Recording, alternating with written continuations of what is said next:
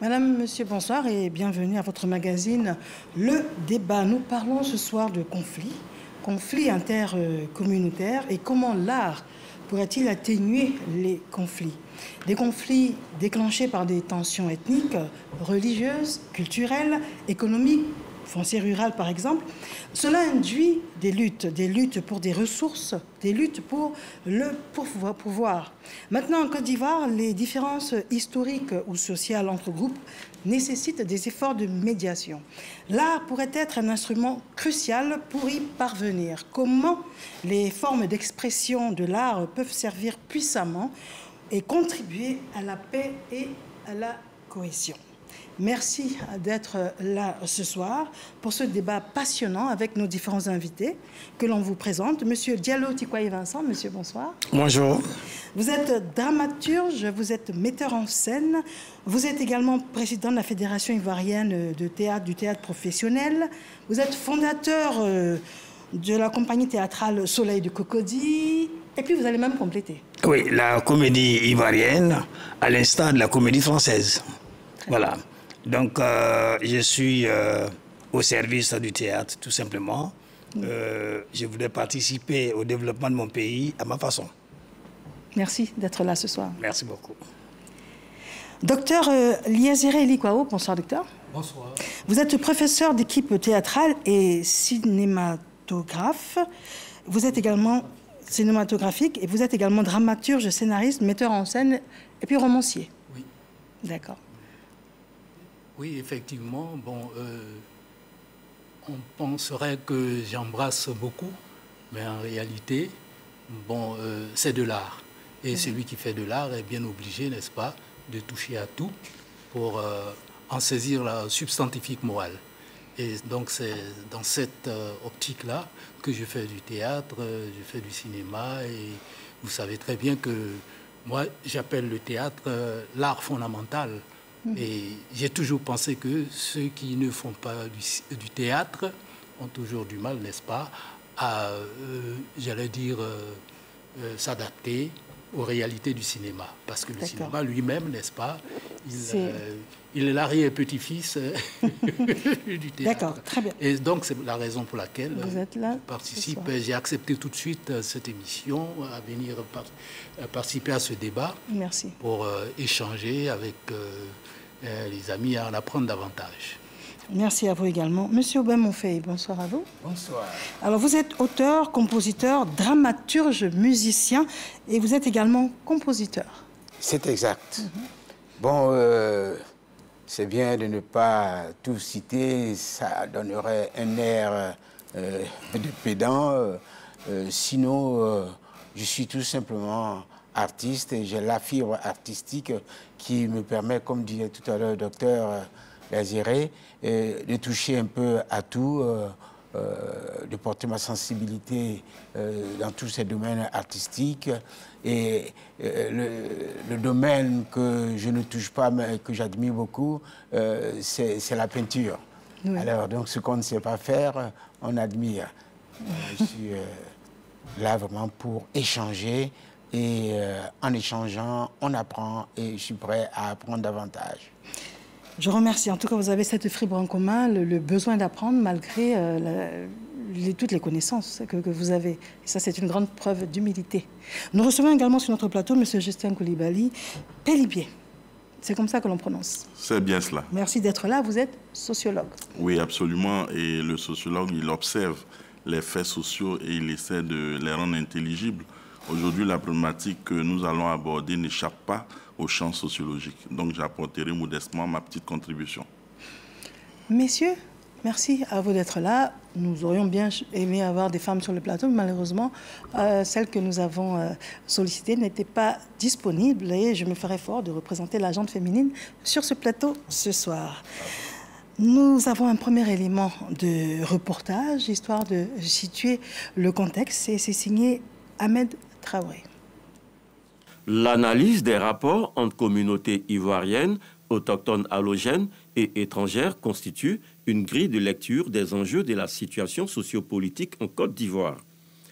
Jusqu'en 1990, La construction d'une société multiethnique avait été menée par le premier président ivoirien, Félix Houphouët-Boigny, dans le cadre d'un parti unique. Il semblait avoir réussi à gérer au mieux d'importants mouvements de migration interne et étrangère vers la région forestière du Sud.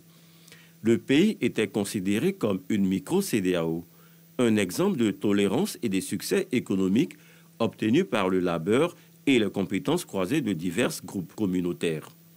Mais la situation s'est profondément altérée depuis quelques années, singulièrement depuis le déclenchement de la rébellion en 2002. Elle a considérablement accentué la fracture entre communautés. Depuis lors, la question de la coexistence entre les groupes a dépassé le champ des concurrences économiques et culturelles pour devenir politique. Cela en suivant l'axe d'une tentative de conceptualisation à partir des statuts et des problèmes de cohabitation des peuples. La concentration de la majeure partie de la population dans les régions méridionales du pays donne une allure spécifique à ce problème. Comment la population réagit-elle à cette nouvelle perception des communautés dans leur façon de penser la société? Les faiseurs d'opinion que sont les chefs traditionnels et les cadres subissent clairement l'influence de leurs référents fonciers et économiques en cours. Dans toutes les régions, les chefferies traditionnelles ont travaillé à désamorcer ces risques avec succès en restant mobilisés. De retour en studio, M. Diallo Zikwaye Vincent, quels sont vos premiers mots après cet élément de reportage? Oui, nous venons de parcourir un peu l'histoire de la Côte d'Ivoire depuis le début des choses avec Houphouët-Boigny, le président Houphouët-Boigny par respect, je voulais dire. Et nous avons aussi observé que de ces grands bonheurs que nous avons connus, on nous appelait à l'époque le miroir, la vitrine africaine. Et de ce grand bonheur, la rébellion est passée par là. Et il y a eu des divisions, des séparations. Et cela a engendré une récomposition de la population. Et je crois qu'il y a eu des conséquences. Et ces conséquences-là sont entre autres le conflit, le recul, le rejet de l'autre. Et nous avons observé beaucoup de choses auxquelles nous ne sommes pas habitués. Et nous pensons réellement qu'avec le temps, nous allons retrouver notre pays. Et c'est pour cela que nous sommes là, pour fouiller un peu qu'est-ce qui s'est passé, comment tout cela est arrivé, et comment l'art, et surtout le théâtre que je représente, comment le théâtre peut-il arriver à résoudre certains problèmes. C'est pour cela que je suis là. L'élément est vraiment édifiant et peut nous inspirer. Quelle est votre inspiration au sujet de cet élément, docteur? Je pense que, effectivement, l'évocation du premier président de la République de Côte d'Ivoire est une chose essentielle dans la mesure où il a réussi pratiquement à canaliser, j'allais dire, toutes les velléités conflictuelles à travers, par exemple, la gestion de toutes ces... Parce que vous savez que la Côte d'Ivoire, n'est-ce pas, est pratiquement un pays avec de nombreuses ethnies. Bien sûr. Et comment, n'est-ce pas, il a réussi cela? Parce que pendant tout ce temps, nous avons suivi véritablement, j'allais dire, son magistère, pour ne pas dire un grand mot, dans la gestion de ce pays. Évidemment, après son départ, il y a eu la cassure. Nous n'avons pas suffisamment exploré les conditions de gestion de ce pays pluriethnique. Et aujourd'hui, eh bien, nous en sommes à nous demander quelles sont les solutions qu'il faut appliquer pour en arriver à une cohésion totale. Bon, une cohésion acceptable dans cette mesure-là. Et donc, c'est quelque chose que nous devons, en quelque sorte, aller chercher dans notre histoire pour voir quelles sont véritablement les réponses stratégiques que nous pouvons apporter. D'accord. Monsieur Aubin-Monfait, alors dites-nous, cette fracture communautaire depuis la genèse, quel est votre sentiment? Mon sentiment est de dire que je pense toujours à cette petite phrase qui dit « on ne peut pas faire d'omelette sans casser les œufs ». Et si on ne peut pas faire d'omelette sans casser des œufs, à un moment donné, l'omelette était bel et bien là, mais on n'a pas pensé que ces omelettes qu'on appréciait tant avaient eu des œufs qui avaient été cassés. On n'a pas eu l'information. D'accord. Donc, on était là-dedans, on mangeait les omelettes, on les prenait, on appréciait, jusqu'au jour où, ben, ce qui commence finit. Ces omelettes sont finies, et puis on a besoin d'avoir un autre plat d'omelettes. Forcément, il faut casser des œufs. Vous voyez un peu l'image? C'est très imagé. À partir de ce moment-là, je pense que c'est tout à fait... c'est pas décidé, ce n'est pas voulu. Mais il faut passer aussi par là pour avoir un changement. Donc voici ce que ça me dit. Ça vous inspire. Voilà ce que je veux entendre et de voir. Alors, juste avant de passer la parole à M. Justin Coulibaly, permettez-moi de vous dire que nous ouvrons donc le QR code au grand public. Alors, si ce thème vous parle, quel est l'apport du théâtre et des arts dans la résolution des conflits intercommunautaires? Vous serez les bienvenus. Et régulièrement, nous allons recevoir sur la tablette vos différentes préoccupations en fonction des chapitres que l'on aborde. Donc, on vous invite donc à vous manifester. Alors, M. Justin Coulibaly, vous êtes notre sociologue. Alors, on remonte à l'histoire, à la genèse. Qu'est-ce que cela vous inspire? Alors, ce reportage m'inspire deux observations. La première observation, c'est de dire que la Côte d'Ivoire est une terre d'hospitalité, c'est une terre de diversité, mais aussi avec ses mécanismes de gestion de ses contradictions. Deuxième observation, le conflit, il est inhérent à toute société humaine. Le conflit, il est consubstantiel à toute société. Il ne saurait exister une société sans conflit. Oui. Et le conflit, dans le champ sociologique, il est une relation humaine. C'est une relation sociale. Et donc, lorsque ce rapport social est positif, on a de la collaboration, de la coopération, de la complémentarité.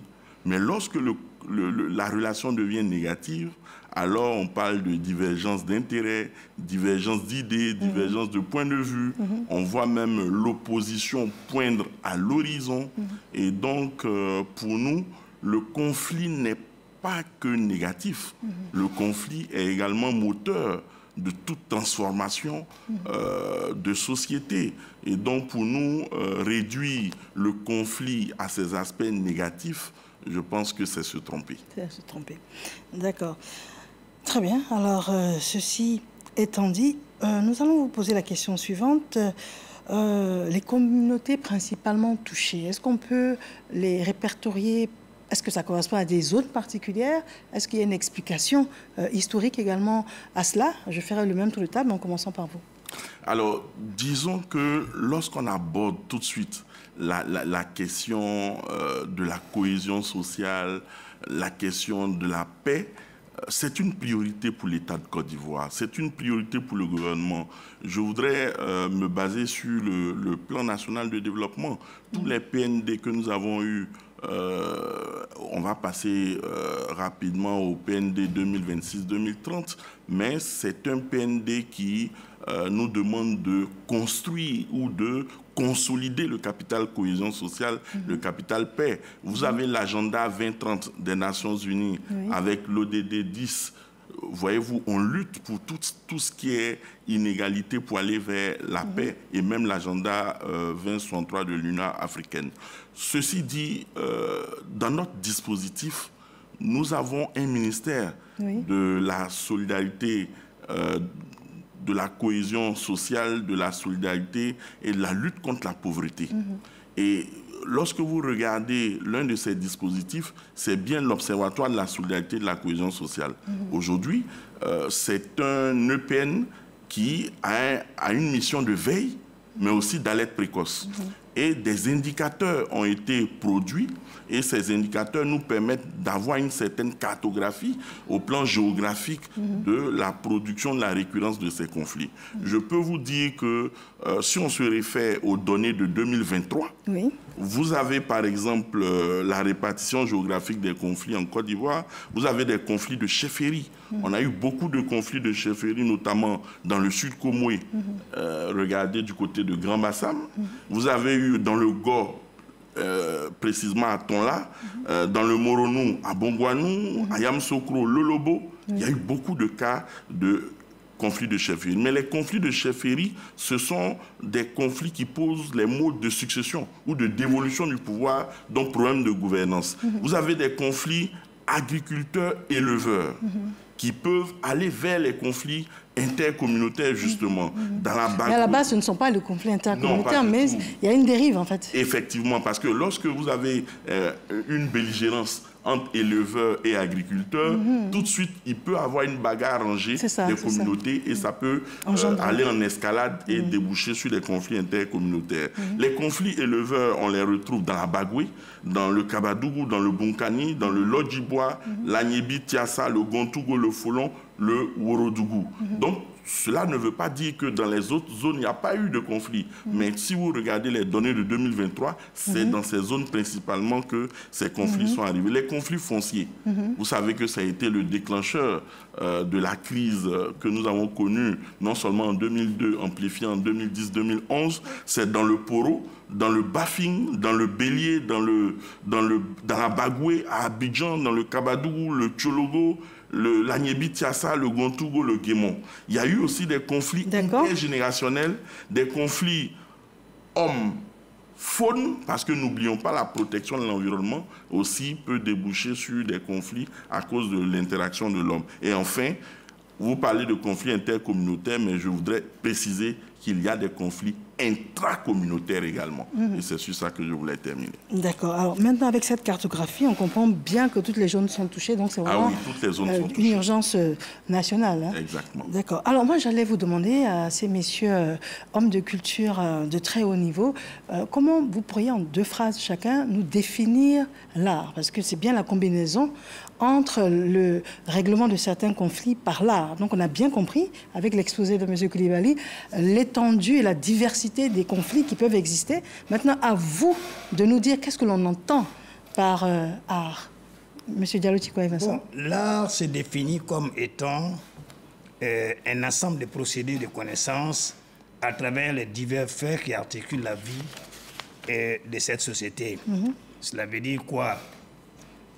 Cela veut dire que l'art est une esthétique.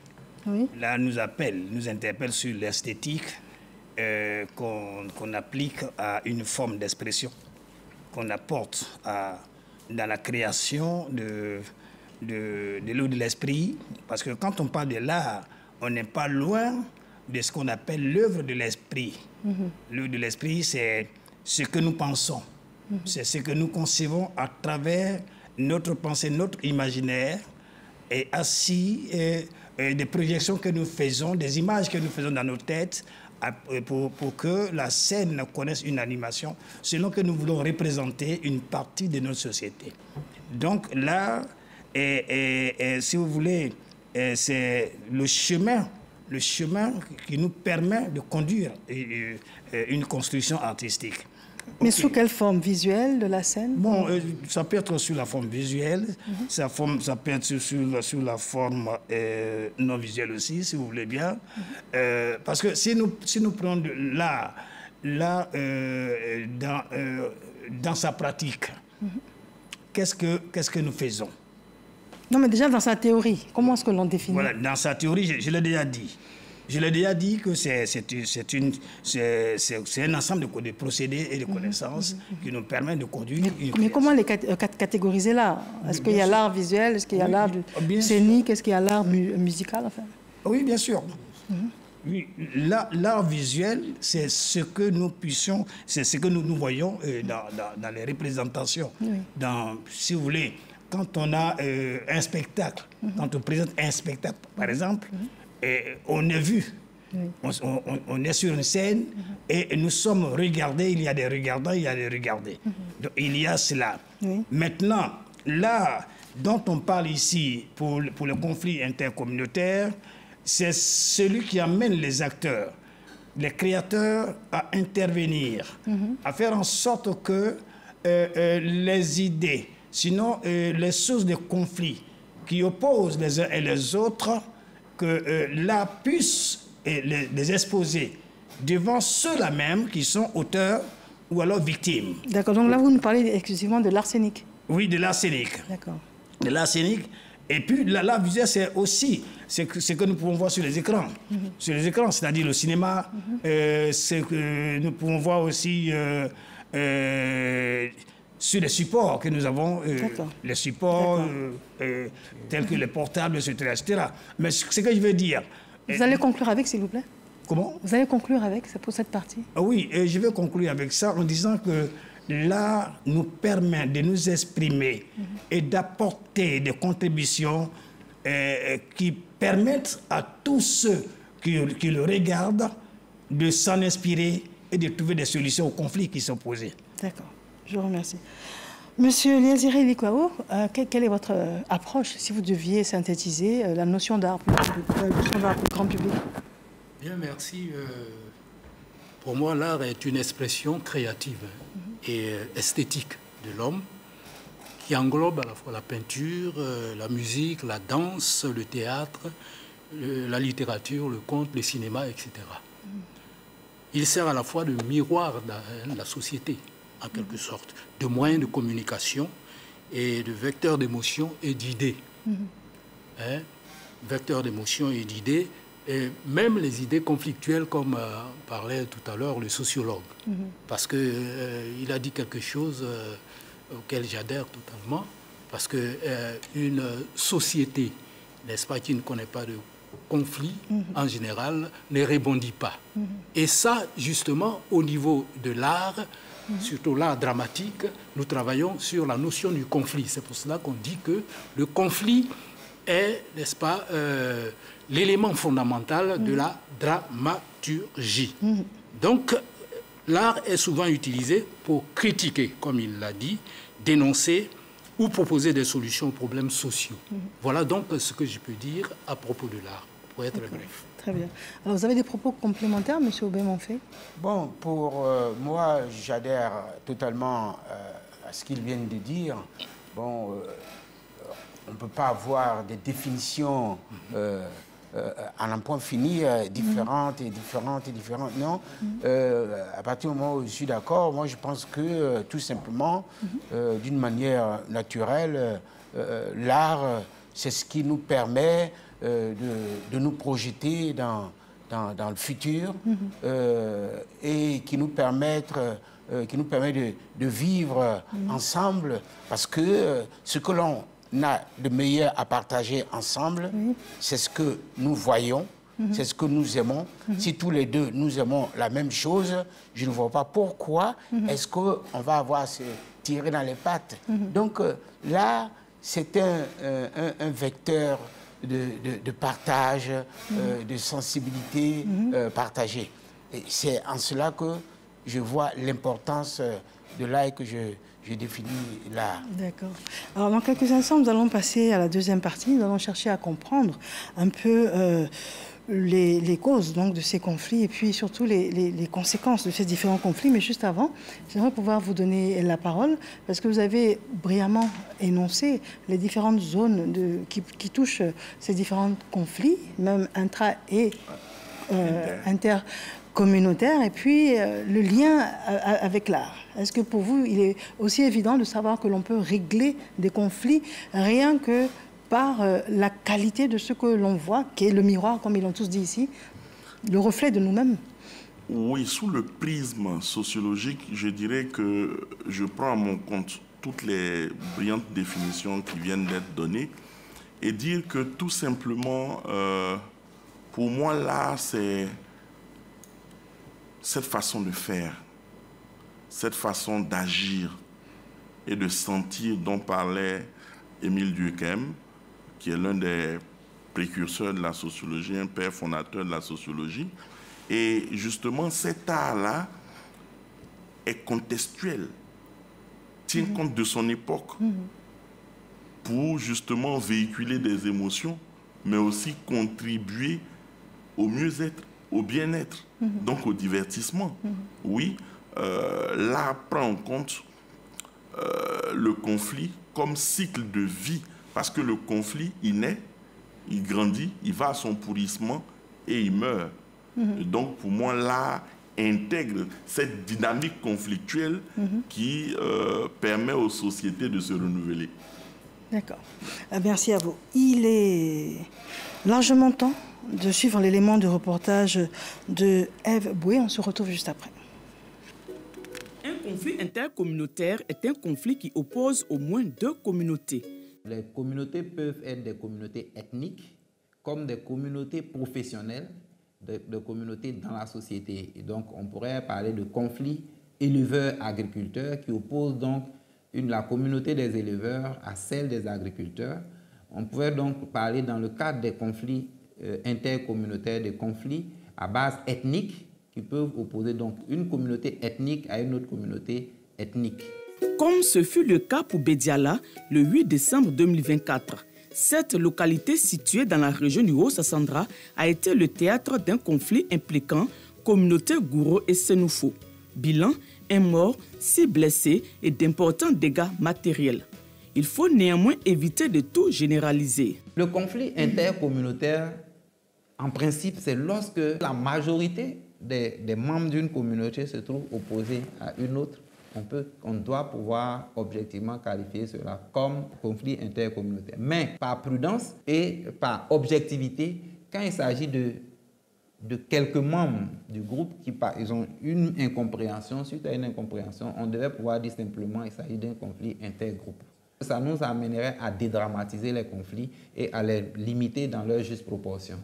Lorsqu'on regarde de près la typologie de ces conflits intercommunautaires en Côte d'Ivoire, un ou deux dénominateurs communs émergent. Aujourd'hui, de plus en plus, les conflits intercommunautaires sont très souvent à base du foncier, notamment le foncier rural. Donc je dis que la base, généralement, c'est le foncier, mais il arrive aujourd'hui avec les jeunes, que très souvent, au cours de manifestations heureuses, de fêtes et autres, il peut y avoir des convoitises, peut-être je donne par exemple un baoulé ou bien un sénoufo qui courtise une fille oué.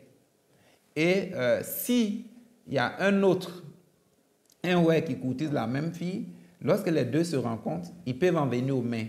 Et la joute peut dégénérer. Les jeunes oué vont soutenir le jeune oué, et de l'autre côté, les jeunes sénoufos vont peut-être soutenir. Et quand les deux vont s'affronter, ça devient un conflit intergroupe, un conflit entre jeunes sénoufos et jeunes oué. En tout état de cause, le conflit symbolise la vie sociale dans sa totalité. Il est inhérent à la nature humaine. Le conflit permet donc de renforcer la compréhension entre nous. Si nous entrons dans une discussion, on va chercher à gérer ce conflit. On engage un dialogue, ensuite une conciliation. Vous comprenez mes attentes, vous comprenez mes peurs, mes craintes, etc. Et moi, je vous comprends davantage. Après ce conflit-là, vous verrez que nous allons nous connaître davantage. Mais ce qui serait mauvais, c'est qu'au détour d'une incompréhension, que tout de suite, on en vienne aux mains à la violence. Et c'est pour cela que nous disons qu'il faut éviter les conflits violents. Selon les données de l'Observatoire de la solidarité et de la cohésion sociale, OSCS, en 2024, sur 89 conflits documentés, 18 sont des conflits intercommunautaires. Vu la recrudescence de ces conflits, il est important de créer des cadres de dialogue entre ces communautés pour prévenir les affrontements et sensibiliser les populations à la cohésion sociale et à la non-violence afin de maintenir un climat apaisé. Voilà, de retour en studio. Alors, je vais tout de suite vous donner la parole d'abord. Quelles sont vos impressions après cet élément de reportage? Alors, quand je vois et que j'écoute ce reportage, à travers ce conflit, moi, artiste, ça m'inspire. Bien que ce soit un fait malheureux, ça m'inspire. Mais ça m'inspire dans quel sens?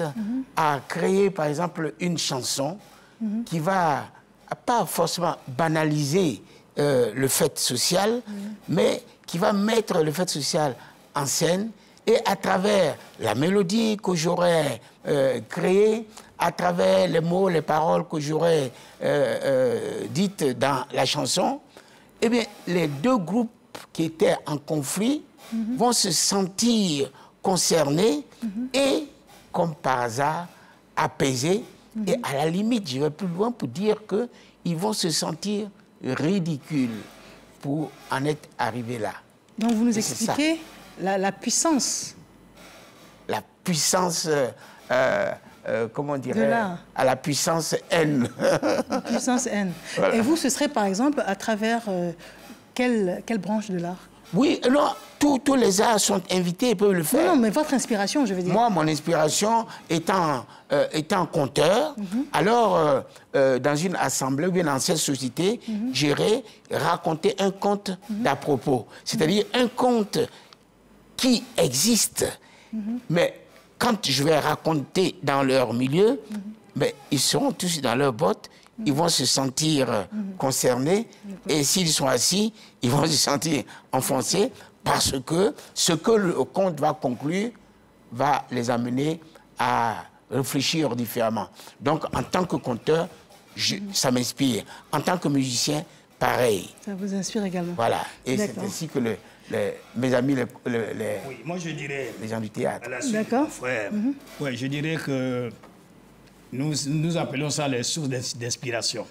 Lorsque nous sommes témoins de ces conflits, souvent on tire des bénéfices, c'est-à-dire en termes de création. Oui. Mais nos créations ont pour but, ont pour vocation de sensibiliser. Oui. C'est surtout ça. Puisque nous sommes dans la phase de sensibilisation, de réconciliation, de concilier les parties opposées. Donc nous tirons profit de ce conflit-là, et ce conflit devient pour nous une forme d'expression artistique qui peut ne pas être intéressée uniquement à l'endroit où l'affaire s'est déroulée, mais il faut aussi l'envoyer pour prévenir d'autres conflits de cette nature. Parce qu'il y a là l'expression de sentiments. Des sentiments, deux personnes sont amoureuses d'une fille. Elle n'a pas certainement fait son choix, elle les a laissés se battre, et ça a dégénéré. Ça a dégénéré. Mais alors, on peut se dire que, est-ce que ces deux communautés-là étaient solides? À la base, parce que si, on peut dire, l'étincelle provoque l'incendie, cela veut dire que la paille était déjà sèche, ou alors il y avait quelque chose qui devait s'enflammer. Alors, on se pose la question de savoir, pourquoi pour une affaire de cœur, pour une affaire d'amour, des gens peuvent se battre, et il peut même y avoir des morts. Est-ce que ces communautés qui ont vécu ensemble, qui cohabitent, s'aiment véritablement? Donc l'artiste va aller en profondeur pour comprendre réellement l'existence, c'est-à-dire l'ambiance qui existe avant ce conflit. Ça veut dire qu'ils ne se sont jamais acceptés. C'est-à-dire, en fait, si cela a provoqué ceci, ça veut dire que la situation même n'est que l'allumette qui a mis le feu aux poudres. Donc ça veut dire que la puissance de l'art peut arriver à désamorcer? Oui, à désamorcer, mais en allant chercher en profondeur les causes réelles de ce conflit. On ne prendra pas le superflu. Le superflu, c'est une chose, je t'aime, tu m'aimes, non, laisse la fille, elle est à moi. Ça, c'est autre chose. Mais si ces deux incompréhensions entraînent des communautés à s'affronter, cela veut dire qu'à la base, il y a un problème. Je voulais m'arrêter là. D'accord, très bien. Alors, docteur, moi je voulais que l'on revienne sur la puissance de l'art. Okay, bon. Parlons spécifiquement du théâtre. Oui. Je dirais tout simplement que c'est un puissant outil, de narration et aussi de réflexion qui nous permet, n'est-ce pas, de porter un regard critique sur les sociétés et leurs défis. Et ça, il faut l'intégrer. Le théâtre spécifiquement. D'ailleurs, je donne mon propre exemple. Allez-y. J'ai effectué un voyage, j'allais au Bénin. Et j'allais faire un petit voyage d'agrément. Et au retour, nous étions donc dans une voiture et nous sommes arrivés au niveau, n'est-ce pas, du Togo. Quand on est au retour, on est passé par le Togo pour arriver toujours en voiture. Et qu'est-ce que j'ai vu? Eh bien, il y avait une crise politique énorme. Il y a une balle qui est passée, qui a transpercé, j'allais dire, le coffre du véhicule qui nous qui vous ramenait, oui, pour venir à Abidjan. Nous nous sommes arrêtés, les gens sont venus fouiller ce qui était, n'est-ce pas, dans le véhicule, on a contrôlé, et puis bon, on nous a laissé venir. À partir de cet instant, je me suis posé une seule question. Je me suis dit, et il y avait de l'autre côté de la frontière, la Côte d'Ivoire, la guerre du Libéria. Et on voyait les Libériens, tout ce monde-là, déferler en Côte d'Ivoire. Et au même moment, il y avait on va devoir aller un peu plus vite, s'il vous plaît. Une crise latente en Côte d'Ivoire. Je me suis dit, tiens, il faut que j'écrive quelque chose pour sensibiliser les Ivoiriens sur toutes ces crises, n'est-ce pas, qui nous entourent, et celles qui sont en train de venir progressivement, mais silencieusement, vers nous. J'ai écrit une pièce dans ce sens-là, sur une guerre qui n'existait pas en Côte d'Ivoire, mais finalement, qui a fini par arriver. Mais est-ce que cette pièce a touché sa cible? Est-ce qu'elle a eu l'effet escompté? Le drame, il a posé le problème en Côte d'Ivoire. Eh bien, je peux dire que cette pièce qui a été jouée en Côte d'Ivoire n'a pas eu l'effet, n'est-ce pas, escompté. D'accord. Mais malheureusement, bon, ou heureusement, dans d'autres pays, ça a marché. Ça a marché, d'accord. À Holsbro, par exemple, en Europe de l'Est, où j'ai été invité pour faire, n'est-ce pas, une conférence. D'accord. Alors juste... Et puis dans les Grands Lacs, où ça continue, cette pièce continue de passer. C'est pour vous dire que j'ai insisté sur la crise, n'est-ce pas, qui nous menaçait. Et dans la pièce, effectivement, j'ai démontré que si nous ne changions pas de cap, il y aurait la guerre. Et la guerre est intervenue.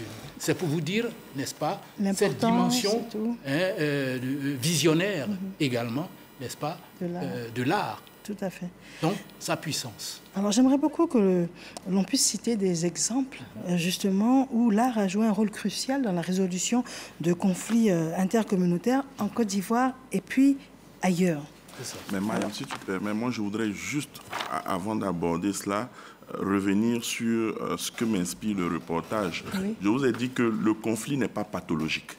Et quand vous regardez l'évolution de notre pays, que ce soit à l'époque coloniale, que ce soit pendant les années d'indépendance, la Côte d'Ivoire a toujours été traversée par des faits conflictuels. Je peux parler de 90 avec l'introduction du multipartisme. Il y a eu quelques soubresauts. 99, coup d'État. 2002, partition du pays de fait. 2010, 2011. Ce que je veux dire, c'est que les conflits intercommunautaires dont on parle constituent des facteurs de risque. Je parle de facteurs de risque de fragilisation de la cohésion sociale et de la paix. Parce qu'en réalité, nous avons notre capital cohésion. Et lorsqu'il y a ces conflits qui opposent des communautés, ça peut fragiliser ce capital cohésion, ce capital paix. Ils ont dit dans l'élément, sur 89 conflits documentés, il y a au moins 18 conflits intercommunautaires. N'oublions pas que notre politique d'immigration est une politique qui a permis un flux, n'est-ce pas, de nos frères des pays étrangers qui sont venus. Aujourd'hui, en termes de taux d'immigration, nous avons un taux d'immigration élevé. Et quand c'est comme ça, on se retrouve dans un contexte de rareté de la ressource foncière. Pression foncière. Et du coup, il va y avoir des logiques de compétition et ça peut aboutir à l'autochtonie où les autochtones peuvent justement être en conflit avec les allogènes. Et même avec les allochtones, qui sont eux aussi ivoiriens, mais qui auraient quitté une autre région pour venir. Et donc, pour nous, la politique d'immigration a pour conséquence cette pression sur la ressource foncière qui pourrait exposer notre pays justement à ces conflits intercommunautaires qui fragilisent la cohésion sociale. Oui, mais est-ce que la cohésion sociale... je vais distribuer la parole. J'aimerais beaucoup que l'on parle des initiatives artistiques, d'abord en Côte d'Ivoire. Oui. Je vais commencer à citer d'abord une de vos pièces, L'impossible voisinage. C'est une pièce que vous avez écrite, nous étions en 2010, où déjà à cette époque-là, vous sentiez l'importance que pourrait avoir ce genre de pièce. Alors, dites-nous un peu, pourquoi cette réflexion-là, puis quelle a été la portée? Bon, écoutez, l'artiste, il est un peu fantaisiste. Hein. Il y avait, à cette époque-là, la promotion était surtout la cohésion sociale, de vivre ensemble. Et moi, je viens, pour des raisons d'esthétique ou alors de décalage, je dis l'impossible voisinage. Mais en fait, ce que j'ai traité dans la pièce n'a rien à voir avec ce qui se passe. Mais c'est un titre qui attire l'attention, la curiosité des uns et des autres pour venir découvrir la pièce. Mais en fait, en termes d'impossibilité de voisinage, il y en avait. Il y avait une opposition entre trois cohabitants qui ne s'acceptent pas. Donc, nous sommes dans la logique de conflit. De conflit de génération, une jeune fille qui vit sa vie, deux personnes âgées qui veulent se reposer, et puis bon, ben, y a une qui est maniaque, qui n'aime pas la saleté, et le monsieur, le seul garçon, la seule personne âgée s'accommode avec ce qu'il y a, la dame n'accepte pas, donc c'est tout un mélange. Donc, mais je dis, la subtilité c'est quoi? Quand on écrit une pièce, et ce n'est pas le docteur Eliazele qui me dira le contraire, il y a l'intrigue. Ou alors on cache l'intrigue, et puis on l'explose comme un bouquet de fleurs. Ou alors on met l'intrigue à découvert, de sorte à faire vivre le suspense pendant tout le temps. Je prends l'exemple d'un film western. Oui, allons-y. Nous savons que le héros du film il part quelque part, mais il y a une embuscade. Tout le monde suit l'embuscade. On sait que s'il arrive là, les gens vont bondir sur lui. Mais arrivé là, son attention est attirée par un épervier, il est route. Donc, c'est toujours l'intrigue. Sinon, ce que vous dites, et l'art et le théâtre est un outil.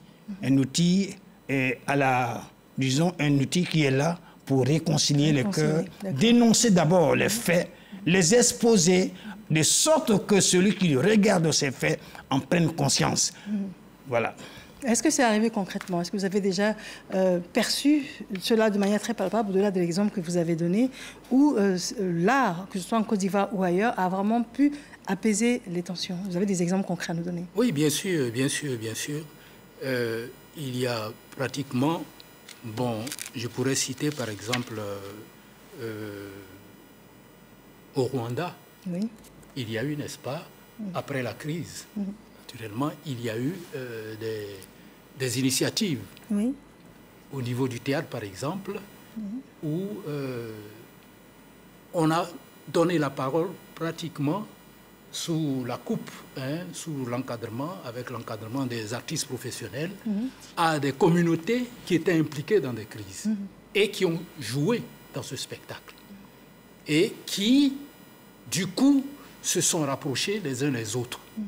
Et la barrière, n'est-ce pas, a été pratiquement brisée et les gens se sont mis à parler. Et les thèmes qui ont été traités, c'était les thèmes, n'est-ce pas, sur le pardon, sur la réconciliation, après avoir passé en revue, n'est-ce pas, j'allais dire, toutes les violences qui ont été commises, toutes les violences, n'est-ce pas, qui ont été vécues, qu'il s'agisse, n'est-ce pas, des victimes ou des victimaires, en tout cas, tout le monde a fini à partir, n'est-ce pas, du spectacle qui a été créé et auquel les communautés, n'est-ce pas, ont été intégrées. Tous, n'est-ce pas, finalement, ont compris qu'il fallait tout simplement dépasser ces clivages. Voilà, ces clivages pour, j'allais dire, une société meilleure. Donc, ça a eu lieu au Rwanda. Mais pas seulement, mais dans d'autres pays. Par exemple, en Colombie. En Colombie, pour l'intégration, n'est-ce pas, des FARC. L'armée colombienne, n'est-ce pas, l'armée de la révolution colombienne. Eh bien, une pièce de théâtre qui a été montée, à laquelle, n'est-ce pas, également, on a associé ces anciens rebelles, la FARC, et qui ont fini, n'est-ce pas, par reconnaître leur véritable identité et qui se sont intégrés et qui aujourd'hui, d'ailleurs, le FARC n'existe plus. Très bien, ça n'existe Donc, plus. c'est pour vous dire que, effectivement, les arts apportent toujours l'essentiel pour permettre aux protagonistes des crises, n'est-ce pas, de s'entendre, de se comprendre et d'apaiser. De désarmer. Voilà. Monsieur Aubé-Monfay. Oui, alors, c'est vrai que les exemples sont légion. Moi, j'irais beaucoup plus loin même, jusqu'après la Deuxième Guerre mondiale. Alors, tous ces conflits qu'il y a eu, on trouvait, je ne dirais pas solution, on trouvait la paix des cœurs à travers la création, l'existence de ce qu'on appelle le théâtre de l'absurde. Et vous ne pouvez pas imaginer ce que ce nouveau genre théâtral a pu faire dans la société occidentale. Le théâtre de l'absurde. De l'absurde. D'accord. Vous vous rendez compte? Et ça marchait. Donc quand je reviens tout de suite à travers les spectacles que nous donnons, effectivement, j'en reviens même à cette phrase qu'on a tous entendue, la musique adoucit les mœurs. Les mœurs. Donc ce n'est pas seulement la musique qui adoucit les mœurs, c'est les arts. Moi, je transformerais cela en disant les arts adoucissent les mœurs. Pour preuve, entre nous, même dans la famille, entre amis, quand il y a un conflit, même entre père et fils, ben, moi, je me sers du conte. Je ne dis pas pourquoi tu as fait ceci, pourquoi tu as fait cela, ce n'est pas bien. Je raconte juste une petite histoire et ça remet les choses en place. Pour terminer, l'autre exemple, c'est que en France, nous, en tant que conteurs, bon, si on arrive à aller dans les hôpitaux, à faire guérir les gens à travers des contes, à travers des histoires, c'est que ça peut aller encore plus loin. Ça peut aller plus loin. Donc, les arts, chapeau. Oui, pour moi, il faut aussi voir, au-delà de là, toute la culture qui est dans la prévention, je pense, des conflits. Parce que quand vous regardez, que ça soit la musique, que ça soit la peinture, que ça soit le théâtre, tout ce qui est expression de l'art, ça concourt justement au vivre ensemble, ça contribue à l'harmonisation. Alors là, vous êtes visionnaire parce que vous répondez à la question de M. Bouraïma Traoré, qui est notre premier intervenant ici en Côte d'Ivoire. Il dit, ne pensez-vous pas que les arts, tout comme le théâtre, peuvent aider à prévenir les conflits plutôt que de les résoudre? Exactement. On n'est pas seulement dans la résolution. Aujourd'hui, la définition de l'art a été donnée. L'art est vecteur de cohésion. On est dans la prévention des conflits. On est dans la dédramatisation également du conflit.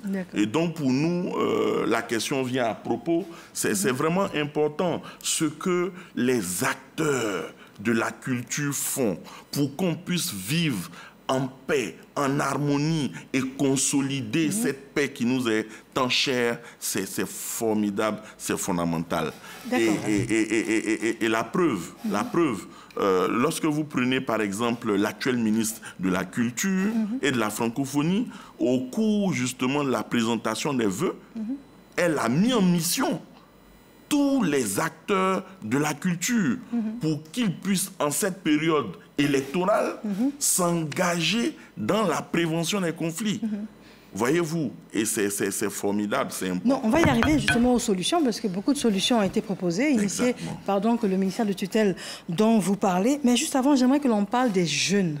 Alors, quelle est la perception des jeunes et des nouvelles générations, selon vous, sur donc ces différents conflits et puis sur leur résolution à travers l'art? Qu'est-ce que les jeunes, qu'est-ce que la jeunesse vous dit?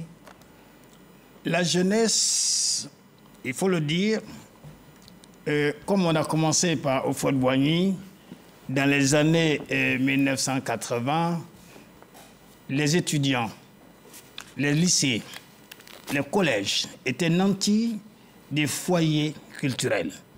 Les cités universitaires avaient leur salle de spectacle et ils avaient leurs tarifs. On ne pouvait pas aller au-delà de leurs tarifs. Du coup, tout le monde adorait la culture. Le théâtre, les grandes premières étaient comme à l'Opéra de Paris. On partait sur le tailleur pour coudre, c'est-à-dire pour prendre son nouvel habit, afin de venir à la grande première d'une pièce de Zarizaourou, de Diallo Tikwayi, de l'INSAC, de l'INA plutôt, à cette époque-là. Oui. Donc, il y a aussi des spectacles qui viennent de France, et à l'Institut français. Donc, à partir de ce moment-là, la jeunesse, aujourd'hui, quand je vais prendre mon exemple, quand je vais jouer à l'intérieur, tous les DR, c'est des étudiants qui étaient à la Cité Rouge, qui ont vu mon spectacle et qui viennent tout de suite, qui ont le réflexe. Mais en dehors de la nouvelle génération a opté pour une autre forme d'expression culturelle. C'est-à-dire, c'est la danse, c'est l'humour, c'est autre chose. Alors, cette jeunesse-là, faut-il la blâmer? Non. Moi, je pense que c'est la mode du temps. Ce sont les mots du temps, le comportement du temps. Donc, il appartient aux fondamentaux que nous représentons, c'est-à-dire le théâtre fondamental, la culture fondamentale, qui elle, incarne les véritables valeurs, c'est-à-dire le savoir-parler, la diction, c'est-à-dire savoir se tenir. Puisque l'enseignement qu'on tire d'une pièce de théâtre, après avoir vu une pièce de théâtre, ce que cette pièce apporte à la jeunesse, c'est de l'éducation. C'est cette éducation qui a permis à certains cadres aujourd'hui d'exister. On revient sur les jeunes. Les jeunes qui ont grandi aujourd'hui, dont vous parlez, ils ont découvert vos pièces à l'époque. Mais aujourd'hui, vous êtes en train de nous dire que la jeunesse n'a pas suffisamment de choix en ce qui concerne, par exemple, les espaces culturels pour s'exprimer. Ces espaces dont je parlais ont disparu. D'accord. Ont disparu. Il n'y a plus de théâtre de la Cité. Nous avons une seule salle, 2 en Côte d'Ivoire. Nous avons le Palais de la Culture, nous avons le théâtre de Jacques Akabouaké. En dehors de ça, c'est des espaces qu'on adapte, voilà, qu'on transforme en salle de spectacle, avec les commodités qui manquent. Or, une pièce de théâtre, comme le disait l'autre, c'est un tout. Il faut rassembler toute la science, toutes les commodités pour donner la couleur, le contenu et disons, le message qu'on veut transmettre à travers une pièce de théâtre. D'accord. Donc, les jeunes sont un peu, il faut le dire, sont détournés du théâtre. Nous allons nous battre pour qu'ils reviennent. Vous allez vous battre pour qu'ils reviennent. Est-ce que, docteur, vous n'avez pas le sentiment qu'aujourd'hui, en 2025, le théâtre perd un peu de sa superbe, faute peut-être d'espace, mais également par rapport à l'évolution de la musique, de la technologie? Est-ce que vous n'avez pas ce sentiment-là, qu'il y a une rupture avec la nouvelle génération? Alors, d'abord, il faut recentrer les choses parce que le théâtre est un art qui n'est pas comme les autres. Sa spécificité se pose pratiquement en termes, n'est-ce pas, sociologiques, parce que tout théâtre est d'abord social.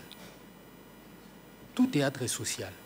Pourquoi? Parce que le théâtre suit de près l'évolution de la société. Si vous voyez un peu. Suit l'évolution de la société. Pourquoi? Tout simplement, dans sa structure profonde, le théâtre, comme je l'ai dit tantôt, est l'art, n'est-ce pas, de l'imitation. Mais l'imitation de quoi? De l'action humaine. Mais en présence, j'allais dire, de témoins, qu'on appelle spectateurs. On est d'accord? Donc, il y a un groupe de personnes qui produit un spectacle et il y a une collection d'individus, n'est-ce pas, qui reçoit justement ce spectacle. Donc, c'est pour ça que je dis, tout théâtre, c'est un groupe de personnes. Même quand un seul individu monte une pièce de théâtre, toute la batterie qui est derrière, ce sont des hommes qui font en sorte que, à ce niveau déjà, c'est collectif.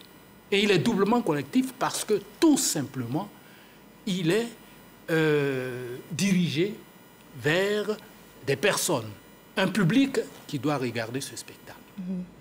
Et justement, qui doit se sentir impliqué, intéressé.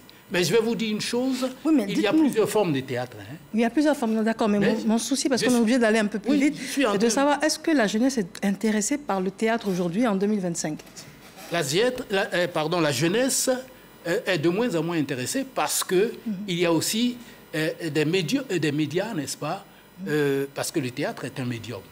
Ça, il faut le reconnaître. Les autres médias également, n'est-ce pas, ont une forte concurrence du fait d'Internet. Hein? Déjà, la télévision était déjà un adversaire, mais qui nous a aidés quand même. Tout à fait. Mais aujourd'hui, de moins en moins, on voit du théâtre à la télévision. Ce que vous voyez. Or, le théâtre a participé, n'est-ce pas, du développement du théâtre. Avec le théâtre scolaire, par exemple. Toutes les pièces ou toutes les représentations, on en parlait à la télévision. Et puis, il y avait, on passait des émissions de théâtre. Théâtre chez nous. Théâtre chez nous. Avec Kofi Abdul-Karim et Guano Steve. Mais tout ça est passé. Ça a disparu. Et aujourd'hui, la concurrence, n'est-ce pas, des réseaux sociaux qui détournent totalement, n'est-ce pas, les jeunes du théâtre, eh bien, la concurrence est rude. D'accord. Et maintenant, c'est une question de volonté. J'allais dire une volonté politique. On va en arriver aux perspectives, parce que là, vous parlez de volonté politique, là, on est sur les perspectives. Okay. Donc, M. Obem, en fait, quel est votre sentiment avec ce qu'on vient de dire là? Et puis, quel est le rôle que jouent les médias et justement les réseaux sociaux? Est-ce qu'il n'y a pas... C'est pas un couteau à double tranchant. Ça peut également valoriser, favoriser. À la limite, moi, je ne parlerai même pas de couteau à double tranchant. Ce n'est même pas un couteau. C'est une aiguille qui fonce droit dans le cœur et qui tue. Oui. Parce que la société dans laquelle nous sommes aujourd'hui est en perdition par rapport à ces nouveaux médias. Mais savez-vous que ceux-mêmes qui ont créé ces outils l'interdisent à leurs propres enfants? Donc, moi, je m'empresserais même qu'on attaque le volet des perspectives, parce que c'est de cela qu'il s'agit. Vous parlez des jeunes, mais ce n'est pas de leur faute. Ils s'abreuvent à la source qu'on leur présente. Maintenant, si la source principale a tari, ce n'est pas leur faute. S'ils arrivent à la source qu'ils trouvent des cailloux, et qui boivent les cailloux, c'est qu'ils sont forts. Donc moi je pense que pour en revenir aux jeunes, ce n'est pas de leur faute, je dirais, mais à culpa des adultes, qu'on passe D'accord. Oui, alors on parle de la jeunesse, hein, selon le RGPH 2021, c'est plus de 75% de la population ivoirienne parce que la base pyramidale est large. Et ce qu'il faut dire aujourd'hui, et l'aîné vient de le dire, l'esprit mon fils, il faut dire qu'aujourd'hui, la société ivoirienne est en pleine mutation. Oui. Aujourd'hui, la famille, qui est cette institution sociale, qui est la plus petite unité de la société, mais est en crise. Est en crise. Il y a une inversion de valeurs. Aujourd'hui, à cause de plusieurs facteurs, notamment les facteurs économiques, on a les parents qui ont du mal à éduquer, alors que vous savez que le processus de socialisation commence dans la cellule familiale. Tout à fait, oui, c'est la base. Et ces enfants-là, aujourd'hui, ils sont dans un conflit perpétuel avec leurs parents. Pourquoi? À cause de la montée en puissance des réseaux sociaux, à cause du digital qui nous entoure, et ces enfants-là découvrent brutalement, justement, ce que c'est que la vie, mais sur Internet, sur les réseaux sociaux. Et donc, il y a une crise de modèle, il y a une crise de valeur, parce que les modèles qu'ils ont sont les modèles qui sont sur Internet, sur les réseaux sociaux. En réalité, on a l'impression que aujourd'hui, certains jeunes sont déconnectés de la vraie vie. Ils vivent dans une bulle, et cette bulle-là fait qu'ils vivent de façon individuelle. Alors que nous, Avant, le voisin pouvait te frapper. Frapper l'enfant parce qu'il se disait, c'est mon enfant. Aujourd'hui, on préfère observer parce qu'on a une montée en puissance de ces valeurs individuelles. On n'est plus dans une société collective en réalité. Donc, ces jeunes-là, malheureusement, ne seront pas intéressés au théâtre parce que là-bas, le théâtre, attention, le théâtre est un vecteur d'éducation à la citoyenneté. Donc, le théâtre va éduquer au respect de la démocratie, va éduquer au respect des droits de l'homme, donc de la dignité humaine, mais va éduquer aussi aux droits tout court. Donc ça pourrait les intéresser moins. Ça pourrait les intéresser. Et il faut que ça les intéresse. Mais ça, c'est l'idéal. Et le théâtre également est un vecteur d'éducation aux valeurs sociales, de non-violence, de tolérance, de solidarité et de respect de la protection humaine. Maintenant, est-ce que vous avez... D'accord. Alors maintenant, messieurs, est-ce que vous avez le sentiment que les pouvoirs publics mettent suffisamment en avant le rôle des arts et du théâtre comme outil de réconciliation? Je commence par vous, les pouvoirs publics.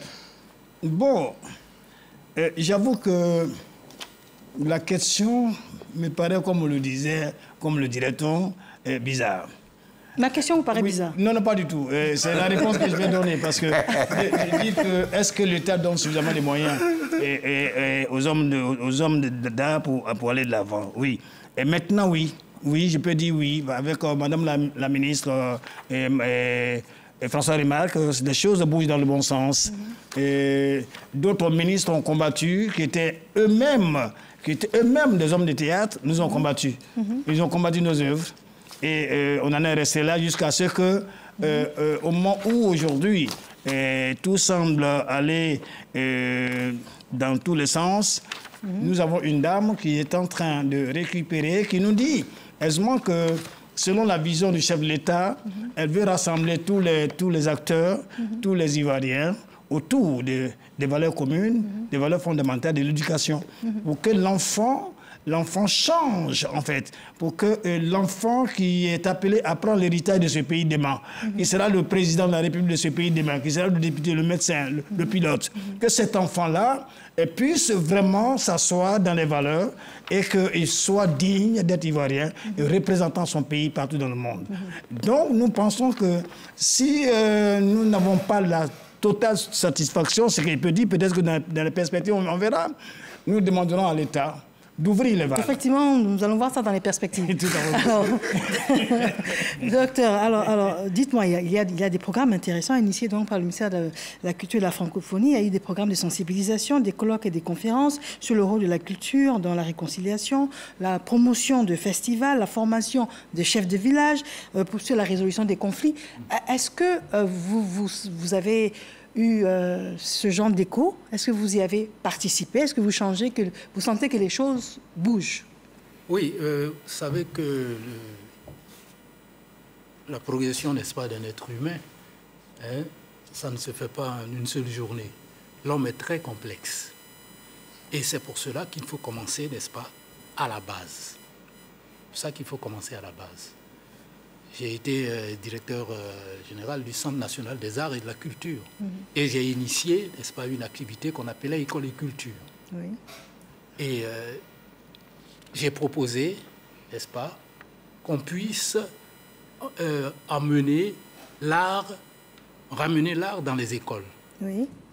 Depuis la plus petite enfance, c'est-à-dire l'école primaire jusqu'à l'université. J'ai même fait l'ouverture de cette activité et qui a montré que, justement, les jeunes pouvaient être intéressés à condition qu'on les mette dans des conditions, n'est-ce pas, de réception optimale. Et quelqu'un me disait comme ça, est-ce que, M. Diazéré, vous pensez que lorsque vous allez aller présenter une danse traditionnelle dans une école, ça va prendre? Je l'ai fait dans plusieurs écoles. Les enfants sont sortis, ils se sont mis à danser. Ce sont les conditions qu'il faut remplir, c'est-à-dire l'intéressement des enfants à la culture. Je reviens même justement à cette capacité qu'ont les arts, n'est-ce pas, à, j'allais dire, asseoir toute une stratégie vers, n'est-ce pas, la citoyenneté, le théâtre scolaire a prévenu beaucoup de crises. On s'en est rendu compte lorsqu'on s'en est débarrassé. C'est à partir de ce moment-là, bonjour les dégâts. Puisque, comme je le disais tantôt, la nature ayant horreur du vide, le théâtre étant partie de l'école, et puis les autres arts, naturellement, et à un moment donné même, nous avons eu l'OASU.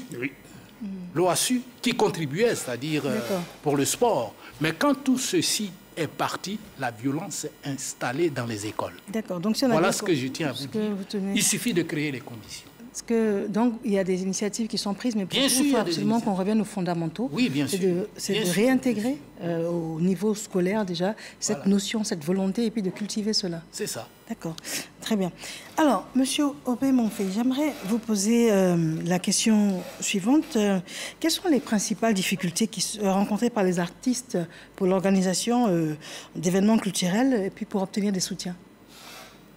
Merci. C'est une question dont la réponse est attendue de l'autre côté par tout le secteur. Mais c'est vrai, de quoi avons-nous besoin? Il faut dire tout de suite qu'il s'agit d'asseoir dans le pays les structures idoines qui vont permettre à ce que... Mais ça, ce sont les solutions. Oui. Je veux dire, quelles sont les difficultés que vous rencontrez? Est-ce que vous avez accès, par exemple, à des assistances? Dans quelle mesure? Ou bien c'est difficile? Quel est l'état des lieux? En fait, c'est difficile. D'accord. Pourquoi? Parce qu'il n'y a pas assez de moyens. Même Madame la ministre qui est là, avec toute sa bonne volonté, nous savons tous le budget qui est affrété à la culture. Et par rapport à ce budget, savez-vous le nombre de demandes qu'il y a? Donc, ce qui est proposé devient infime. Et les artistes, le secteur n'est pas satisfait. Il n'y a pas les moyens nécessaires et suffisants pour satisfaire à nos besoins. D'accord. Donc, par conséquent, c'est une question de volonté politique, comme l'a dit tout à l'heure le docteur Laziré. En même temps, il y a, quand on parle de volonté politique, c'est pas parce que on ne s'arrête pas au mot volonté. La volonté, les politiques l'ont, mais il y a aussi un manque de connaissance de la chose.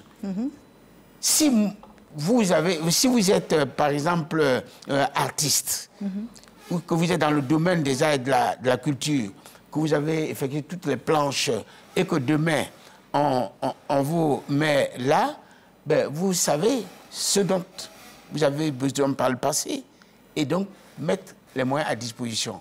Maintenant, celui ou bien celle qui vient aux affaires, qui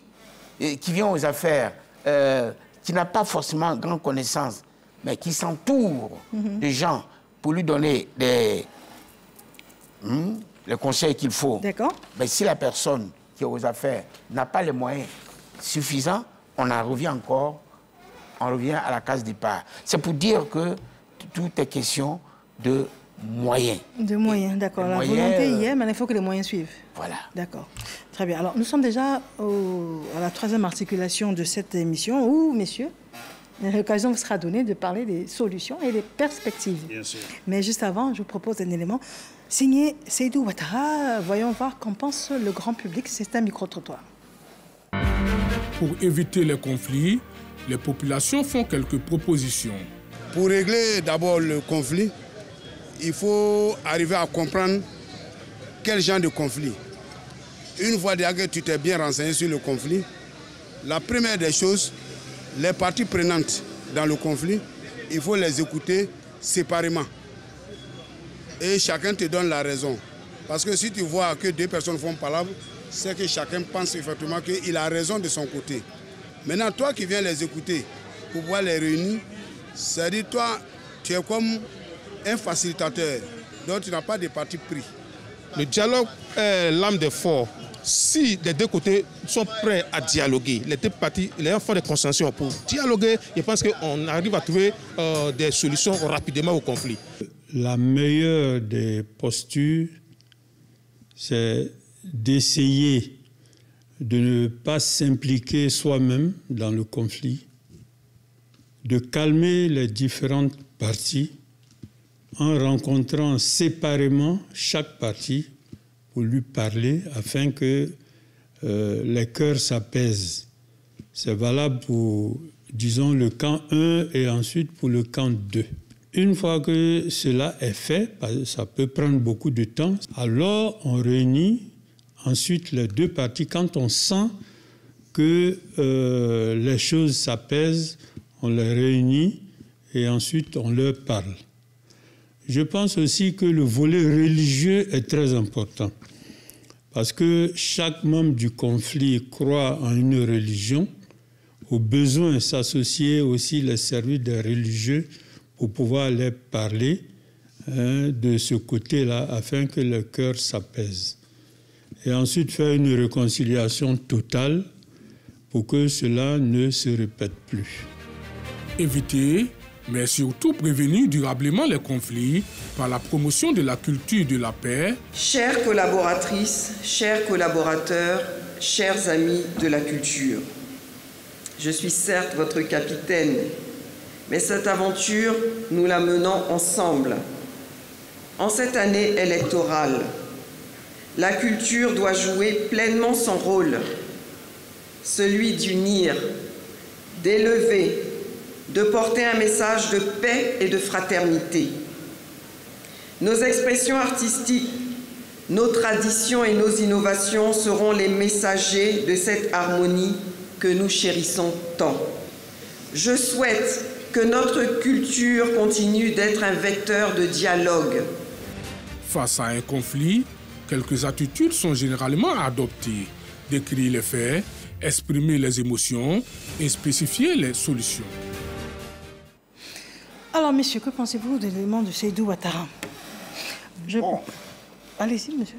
L'élément que nous venons de voir, il y a un élément qui m'a importé. Il dit ne pas se mêler du conflit, garder sa distance pour pouvoir le gérer après. Alors, si nous sommes dans la troisième phase, comme vous le dites, dans les perspectives, n'est-ce pas? Tout à fait, oui. Donc, moi, je dis que pour les perspectives, comme Manon Labine l'a dit, chacun de nous doit se mettre en mission pour travailler de sorte que les pièces servent à quelque chose. Les pièces de théâtre, les spectacles de théâtre apportent la réconciliation comme on le souhaite. C'est ce qui fait l'objet de cette émission. Moi, je prends mon exemple. Actuellement, je suis en train, à la veille des élections, nous jouons la pièce de Tibis Kofi qui s'appelle Professeur Setou et les putschistes, où on parle des coups d'État, donc on parle des conflits. Et cette pièce-là, nous allons la monter juste pour sensibiliser les populations sur des risques qui peuvent arriver plus tard. Donc nous pensons que pour y arriver aussi, il faudrait que l'État puisse débourser des subventions, mais pas des dettes. L'art n'est pas à financer et l'art ne peut pas rembourser. Ça, je vous le dis aujourd'hui. Il faut des subventions qui sont inscrites dans le budget du ministère de la culture et de la francophonie, de sorte que les compagnies qui ont des œuvres d'utilité publique puissent en bénéficier, mais à condition que l'argent qui est mis à disposition de ces responsables-là soit suivi par un comptable pour savoir si toutes les destinations qui sont inscrites au niveau du projet, si ces destinations sont pourvues par l'argent du contribuant qu'on a donné. Mais ce que je vais vous demander, c'est quand vous dites qu'il faut que ça puisse aider à financer et non pas à créer des dettes, est-ce que ça veut dire que vous aviez des financements, mais on vous demandait de rembourser? Et là, vous voulez que les choses changent dans ce sens? Bien, j'ai assisté à des enveloppes qui ont été remises à certains de mes collègues sous forme de prêts qui doivent rembourser. Moi, je dis que je ne peux pas m'inscrire parce que je sais très bien que l'art ne peut pas faire des recettes au point de rembourser l'argent qu'on a emprunté. Partout dans les pays développés, nous avons des subventions. Le théâtre spécifiquement ou l'art en général? Le théâtre, et même la musique, et l'ensemble, le cinéma. l'ensemble des expressions culturelles. Nous pensons réellement que l'État doit pouvoir dégager et au niveau des impôts, au niveau du contribuable, qu'il gère, qu'il puisse nous donner aussi une part pour servir ces contribuables-là, de sorte que nous puissions éduquer nos enfants, nos jeunes. Nous puissions aussi apporter de la contribution là où il peut y avoir des conflits. Des œuvres qui édifient, des œuvres qui émancipent les uns et les autres. Nous pensons réellement que si les moyens nous sont donnés, regardez par exemple. Malheureusement, je vais devoir interrompre pour qu'on puisse faire un tour de table. La télévision, j'ai fini. La télévision dans laquelle je suis, que je remercie d'ailleurs, n'a même pas de programme pour diffuser les pièces de théâtre, comme il le ferait pour toutes les autres formes. Mais ça a existé. Ça n'existait plus, c'est au passé. Et je souhaite qu'après cette émission... Mais dès l'instant où vous avez pu avoir accès à cette émission, pour qu'on en fasse un débat, donc ça veut dire que... Je suis en train de plaider pour que la direction de la RTI instaure maintenant une grille de programmes où on va diffuser les pièces comme à l'époque, pour que le théâtre aussi puisse avoir sa place dans ce pays. Merci beaucoup. D'accord, je pense que votre appel est entendu. Allez-y. Oui, merci. Bon, je pense que, comme il l'a dit, il faut... l'art doit être subventionné. Et cela, c'est un peu partout. Mais également être financé. Il faut faire la différence, distinguo. On ne finance que celui qui est capable, n'est-ce pas, de se professionnaliser pour qu'ensuite, il puisse vivre, n'est-ce pas, lui-même de son art sans toujours attendre, n'est-ce pas, les financements venus d'ailleurs ou de l'État ou des institutions. Mais au départ, c'est important. Au départ, c'est important. Parce que, je vais vous dire une chose, l'artiste n'est pas un gestionnaire d'argent. C'est un artiste. C'est un artiste. Il n'attend pas d'avoir de l'argent avant d'avoir des idées. Il est inspiré, il commence à créer. Et au moment où il crée, il ne peut pas aller chercher de l'argent. Il lui faut un manager. Pourquoi? Parce que justement, pour que sa carrière puisse aller de l'avant, il lui faut les moyens, mais il lui faut un encadrement. D'accord. Donc vous, c'est l'encadrement, la subvention? L'encadrement, la subvention et le financement. Et le financement. Oui. Et ensuite, n'est-ce pas, que l'État favorise véritablement les partenariats. Les textes réglementaires sont là. L'État a pensé à tout. Maintenant, il faut véritablement les appliquer pour que les artistes se sentent concernés et qu'ils puissent se professionnaliser, qu'ils vivent de son art et qu'ils deviennent un contribuable. Alors là, c'est un plaidoyer vraiment très ciblé. Nous sommes dans les perspectives. Oui, les perspectives. Mais je pensais que vous alliez faire un lien avec, par exemple, le dialogue intercommunautaire régulier qu'il faut peut-être promouvoir ou des choses comme ça. Mais bien sûr. Que la promotion passe par là, je comprends. Bien sûr, bien sûr. Mais ce que peut-être qu'il faut préciser, ceci, que ce partenariat permette, n'est-ce pas, de mettre en relation les artistes et les institutions qui travaillent sur les questions de réconciliation. Bon, ça, il n'y a pas de problème. D'accord. Je pensais qu'on l'avait compris comme ça. Pas forcément. Dans un cadre, c'est mais moi, je l'ai déjà dit. Voilà. Ben, si c'est ça, effectivement, c'est le cas. D'accord. Des événements artistiques sur la réconciliation doivent être, n'est-ce pas, créés en partenariat avec des institutions publiques ou privées qui permettent véritablement de consolider les bases sociales. D'accord. Monsieur Aubé-Monfray, vous avez d'autres propositions à faire en dehors de celles qui ont été faites? En dehors de ce qui vient d'être fait, justement, je vais aller encore à la base pour dire ce que j'ai à dire avec beaucoup d'émotion. Je profite vraiment de l'occasion pour interpeller Madame la ministre de l'Éducation nationale. À ce titre-là, l'une des solutions serait que le conte soit inscrit dans les programmes scolaires et que le conte soit considéré comme une matière à part entière, de manière à ce que le conte soit enseigné. Parce qu'à partir du conte, là, on n'a pas besoin de mise en scène.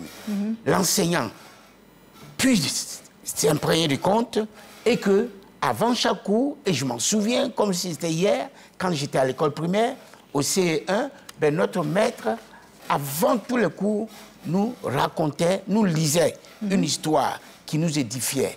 Ça, c'est l'une des... Mais combien de conteurs en Côte d'Ivoire? Parce que ce que vous dites, ou bien vous voulez que les enseignants soient formés au conte? Que les enseignants soient formés au conte et qu'on enseigne le conte comme on enseigne les mathématiques, on enseigne l'histoire, la géographie, et ainsi de suite. On a bien compris. Est-ce qu'il y a un autre aspect? L'autre aspect, c'est que le ministère de la Culture soit érigé en ministère d'État. Ce qui veut dire qu'il ait plus de moyens. Et si le ministère de la Culture devient ministère d'État, qu'il a plus de moyens, et qu'il y ait des salles de spectacle de proximité, qu'il y ait des théâtres de proximité, et qu'on ait en Côte d'Ivoire un théâtre digne de ce nom. Je ne parle pas d'une pièce, d'une salle qu'on va nous présenter en guise de théâtre. Qu'il y ait un théâtre. Et donc, à partir du moment... Le théâtre scolaire, il existe? Non, je parle... Voilà, justement, on va dire là où il y a la confusion. Il n'existe pas. Le théâtre scolaire est mort. Le théâtre scolaire est mort, Zadi l'a enterré. De sa belle mort. Donc, le théâtre scolaire, c'est une chose, mais que dans la société, tous ceux qui font du théâtre aient une salle en bonne et due forme. Mais ce n'est pas tout. Pour terminer, puisque pour ne pas monopoliser la parole, moi je pense que dans les propositions, il faut se dire que il serait intéressant que ces subventions servent à la création. Tel que par exemple en Occident, où j'ai vécu, que je connais bien, eh bien, quand une activité se meurt, eh bien, l'État met les moyens en place pour réveiller. En France, le cinéma était en perdition. Et on a mis les moyens pour qu'aujourd'hui, le cinéma vive. Donc, finalement, tout est question de moyens à mettre en place. Sinon, les cerveaux sont là, les connaissances sont là, les artistes sont prêts. Monsieur Justin Coulibaly, alors je compte sur vous, je vous oriente un peu, pour qu'on puisse parler de programmes et développer la politique de gestion équitable des ressources, par exemple, foncières. Je compte sur vous pour ce genre de choses. Et puis qu'on puisse favoriser la participation des jeunes et puis de les sensibiliser sur la formation sur les réseaux sociaux, par exemple, ce genre de choses. Très bien. Alors, ma première proposition serait de dire que la culture doit véritablement accompagner et renforcer l'instauration d'un climat apaisé ou d'un climat de paix. Pour moi, c'est vraiment une proposition forte. Et concrètement, ce que je suggère que la Chambre nationale des rois et chefs traditionnels de Côte d'Ivoire, qui a deux missions fondamentales. La première, c'est être garant des us et coutumes. La deuxième, c'est la préservation et la sauvegarde du patrimoine culturel. À l'intérieur, n'oublions pas que les chefs traditionnels sont les auxiliaires de l'administration et ils ont pour vocation de contribuer justement à la résolution des conflits. Mais le ministère de la Culture a initié des formations de chefs de village et de quartier sur la résolution des conflits. Et donc, ce qu'il faut, il faut réactiver les alliances à plaisanterie, qui sont des pactes de non-agression. Et ça fait partie de notre patrimoine. Il faut aussi faire en sorte que la gouvernance au niveau de la chefferie puisse respecter des procédures pour éviter qu'on soit dans des conflits de chefferie. Beaucoup de textes de loi ont été pris à ce titre, justement. Et c'est pour cette raison que le ministère de la Culture et de la francophonie doit avoir un partenariat avec la Chambre des rois et chefs traditionnels de Côte d'Ivoire pour qu'on puisse identifier notre patrimoine culturel et la loi, afin de le valoriser. La loi 2014-425 de juillet 2014 sur la politique culturelle nationale. Oui, c'est une très bonne loi. Seulement, les leviers existent, mais souvent, il n'y a pas de collaboration. J'en appelle à la collaboration entre la Chambre nationale des rois, chefs traditionnels de Côte d'Ivoire, et le ministère de la Culture et de la francophonie. Ça, c'est le premier élément. Le deuxième élément, n'oublions pas que la Côte d'Ivoire, n'oublions pas que la Côte d'Ivoire, le succès de ce pays repose sur l'agriculture. Et on se retrouve avec des catégories sociales telles que les femmes qui sont exclues de façon durable de cette gouvernance foncière et ça peut déboucher sur des inégalités, des conflits. Et donc pour nous, il faut une gestion, un accès équitable à cette ressource foncière pour que l'autonomisation des hommes et des femmes devienne réalité. Et enfin, les jeunes. Il faut que les jeunes puissent se recentrer sur le théâtre, sur la culture, parce que c'est le théâtre qui permet l'éducation à la citoyenneté et l'éducation à la culture de la paix. Et donc les jeunes gagneraient à vraiment s'approprier la problématique du théâtre. Je remercie infiniment, messieurs, d'avoir participé à ce débat sur le thème suivant, quel apport du théâtre et des arts dans la résolution des conflits intercommunautaires. Nous recevions M. Diallo Tikwaye Vincent, dramaturge, metteur en scène, président de la Fédération ivoirienne théâtre professionnel et fondateur du Soleil Cocody, compagnie théâtrale, et puis toute une dernière... la comédie ivoirienne, comme la comédie française. Très bien. Docteur Liazire Ilikouao était avec nous, professeur d'équipe théâtrale et cinématographique. Il est dramaturge, scénariste, metteur en scène et romancier. Merci d'avoir été là. Monsieur Aubin Monfey, il est auteur, compositeur, dramaturge, musicien, compositeur. Et il faut qu'on réintègre à l'école le conte. Et puis qu'on forme les enseignants également. Exact. Monsieur Justin Koulibaly, merci à vous. Vous êtes sociologue. Merci. Et puis merci pour tout ce savoir. Merci beaucoup. Madame, Monsieur, infiniment merci de nous avoir suivis et bonsoir.